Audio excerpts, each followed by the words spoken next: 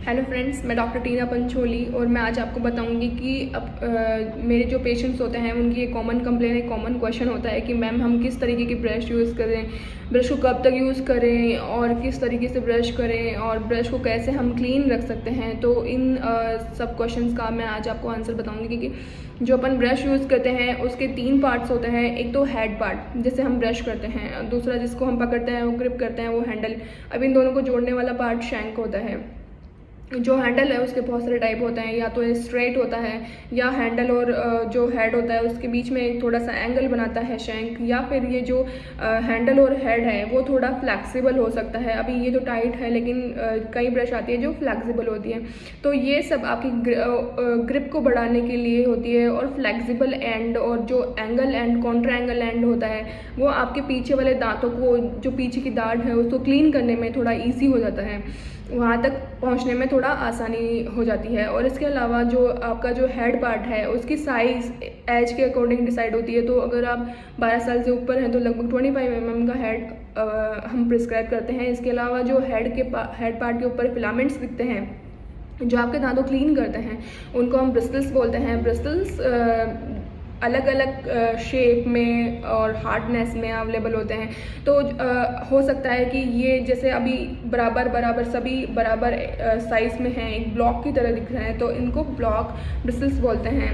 हो सकता है ये अलग अलग वेवी हों, अलग अलग साइज़ में हों, तो डिफरेंट साइज़ में भी अवेलेबल हो सकते हैं, या फिर वेवी वी शेप में भी हो सकते हैं, या क्रिस क्रॉस हो सकते हैं। तो ये सब पैटर्न क्रिस क्रॉस वेवी ये और गम स्टिमुलेटर ये सब आपके मसूड़ों को थोड़ा हेल्प करेंगे। गम्स को अगर आपके नीचे चले गए हैं तो उनको स्टिमुलेट करेंगे वापस ऊपर आने के लिए। और जो क्रिस क्रॉस पैटर्न है, वेवी पैटर्न है, ये आपके जो दांतों के बीच में खाना फंसा हुआ होता है तो वहाँ ये आसानी से पहुँच कर उस खाने को निकाल देते हैं। तो इसलिए ये पैटर्न थोड़ा अलग अलग रखे जाते हैं। इसके अलावा जो इसकी हार्डनेस है वो 3 तरीके की होती है, सॉफ्ट, मीडियम और हार्ड। तो आपको कौन सी वाली हार्डनेस यूज़ करनी होती है? आपको सॉफ्ट वाली यूज़ करनी होती है, क्योंकि सॉफ्ट वाली जो हार्डनेस है वो आपके गम्स को हार्म नहीं करेगी, उनको छीलेगी नहीं, और इसके अलावा आपके जो दांत हैं उसको घिसेगी नहीं।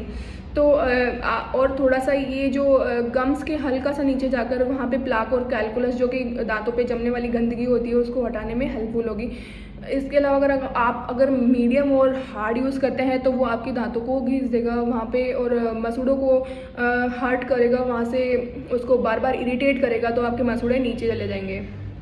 इसके अलावा आप जो ब्रश है उसका हैंडल 2 तरीके का होता है। एक तो प्लास्टिक से बना हुआ होता है, आजकल एक कार्बन फाइबर मेड टूथब्रश भी आने लग गया। तो carbon fibre bamboo carbon fibre जो टूथब्रश अवेलेबल है आजकल मार्केट में, तो उसमें ये होता है कि उसकी एक तो वो बायोडिग्रेडेबल होता है। उसमें भी जो ब्रिस्टल है वो 2 ही तरीके के होते हैं, नायलॉन और हॉज हेयर।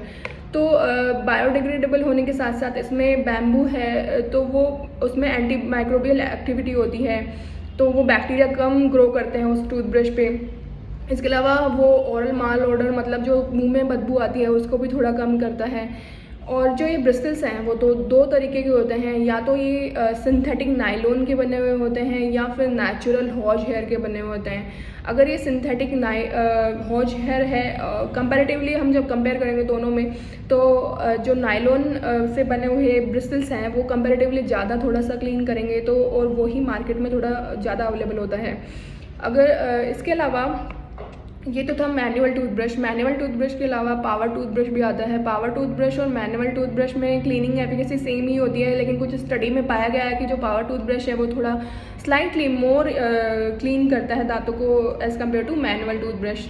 इसके अलावा ये मैनुअल टूथब्रश पावर टूथब्रश और सुप्रा टूथब्रश भी आता है, जिसमें अपन एक साथ तीनों दांत की तीनों सरफेस को क्लीन कर सकते हैं। तो पावर टूथब्रश और सुप्रा टूथब्रश हम मेंटली रिटार्डेड और फिजिकली रिटार्डेड चाइल्ड्स में या फिर यूज़ करते हैं मेनली, और हॉस्पिटलाइज पेशेंट्स में, या फिर ऑर्थोडोंटिक ब्रेसेस लगे हुए हैं, किसी पेशेंट में तार लगे हुए हैं तो उसमें यूज़ करते हैं। अगर कोई इंसान नेचुरली भी चाहता है कि वो पावर टूथब्रश यूज़ करें तो इसमें कोई प्रॉब्लम नहीं है, वो यूज़ कर सकता है।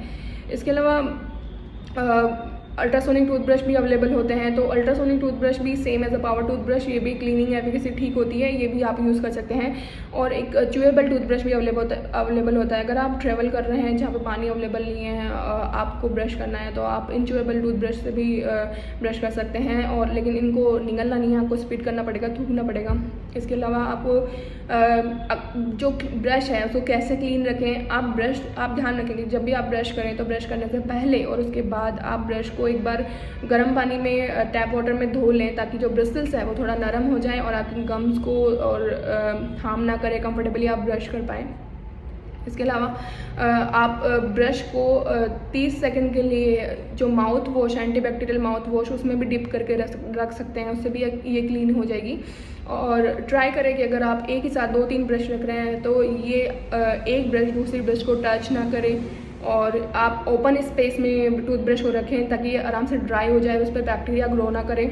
और जो टूथब्रश का कैप अवेलेबल होता है तो कैप को कभी भी टूथब्रश पे ना लगाएं, ताकि ये एयर ड्राई हो जाए, सूख जाए आराम से, इस पर बैक्टीरिया ग्रो ना करे। तो इस तरीके से आप अपनी टूथब्रश को क्लीन रख सकते हैं। आई होप मेरा वीडियो आपके लिए हेल्पफुल होगा। अगर हेल्पफुल है तो मेरे चैनल को लाइक करें और सब्सक्राइब करें। Thank you.